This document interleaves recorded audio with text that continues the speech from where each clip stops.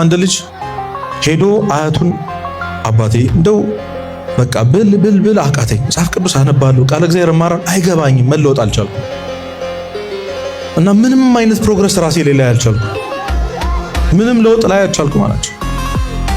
እሳቸው እዛ ጋር የከሰል ማስቀመጫ ወንፊት ይታያል አሉት። አዎ። ቅርጫት ይታያል? አዎ። ከሰሉን አራግፈውና በቅርጫቱ ውሃ ይዘና አሉት። ከወንዝ ምን ይዘና? በቅርጫቱ ውሃ ይያዛል። ለምን? ስለሚያፈስ አይደል? ብዙ ቀዳዳ ስላለ። እንዴ አባቴ አይዝም እኮ ዝም ብለህ ሞክርን ያልኩህን ነገር አድርጋት። ሄዶ ውሃ ይቀዝፍና እየሮጠ ይመጣል። መንገድ ላይ ያልቅበት። ተመልሶ ሄድና አሁን ከወንዙ ይቀዝፋል፣ እየሮጠ ይመጣል። አሁንም ያልቅበት። ቀኑን ሙሉ ሞከረ። ይሄ የማይመስል ነገር ነው ብሎ ሄደ።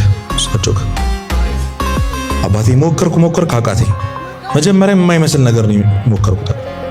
ደግሞ የጠየኳቸው ጥያቄ ሌላ፣ እርሱ ያዘዙኝ ትእዛዝ ሌላ። ምን ያገናኛል? እስኪ ያዝከውን ቅርጫት ተመልከተው አሉት። ቅርጫቱን ሳየው በጣም ንጹህ ሆኖበታል። መጀመሪያ ምን መያዣ ነበር አልኳችሁ? ከሰል አይደል? ከሰል መያዣ መቼም ይጠቁራል። እየዞረ ውሃ ሲያረግበት ሲመላለስ ቅርጫቱ ምን ብሏል? ጽድት ብሏል። በዚህ የተማራችሁት ቃል እግዚአብሔር አይኖራችሁ ውስጥ ላይቀመጥ ይችላል። ዛሬ የተማርነው ትምህርት ምንም ነገር እንዳልሰራ ዝም ብለህ ተማር። የውሃ ጠብታ፣ የማያቋርጥ የውሃ ጠብታ አለትን እንደሚሰነጥቅ ይላል ቅዱስ መጽሐፍ።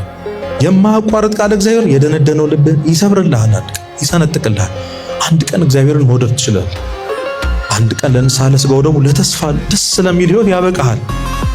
ስለዚህ ዝም ብለህ ምን በል ተማር። ስለዚህ በየቀኑ ቃል እግዚአብሔር መስማት ያስፈልጋል። አዎ አልገባንም እኮ ጥያቄያችን ራሱ ምን እንደሆነ ላናውቅ እንችላለን፣ ግን መማር መቀበል ያስፈልጋል። ከማታውቁት ሰው ተማሩ። ልክ እንደነዚህ የኤማሁስ መንገደኞች